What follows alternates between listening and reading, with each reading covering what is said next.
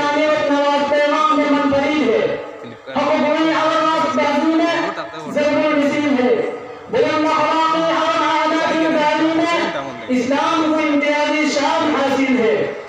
अमन व अमान की बसदारी और तहफ़्फ़ुज़ इंसानियत में इस्लाम की कोई नज़ीर नहीं है।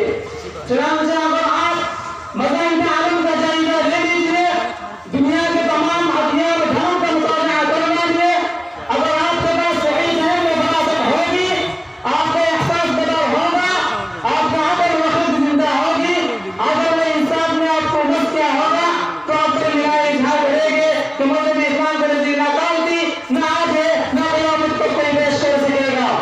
इसलिए इस्लाम तो वाहिद मज़हब है जहाँ अमन व सलामती की तालीम दी जाती है, जहाँ अखलाक़ ढांचाई की दर्स दिया जाता है। इस्लाम तो वाहिद मज़हब है जहाँ उनको मोहब्बत की अभियानी की जाती है। मुहतरम हज़रात, आज कुछ अक़ीदत अंदेश फिरका पर इस्लाम को दहशत पसंद मज़हब करार दे रहे हैं।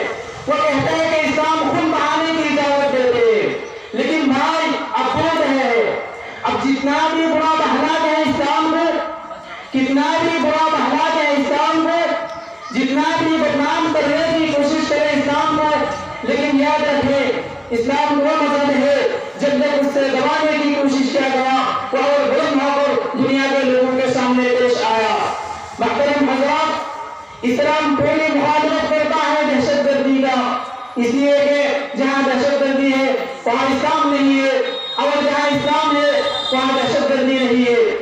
और वो लोग कहते हैं कि इस्लाम खून बहाने की इजाजत देते हैं। अरे तुम क्या नहीं जानते, इस्लाम वो मज़हब है जो यीशु को पानी बहाने की इजाजत नहीं दे सकती, वो कैसे मासूमों को खून बहाने की इजाजत देते हैं। उससे भी हम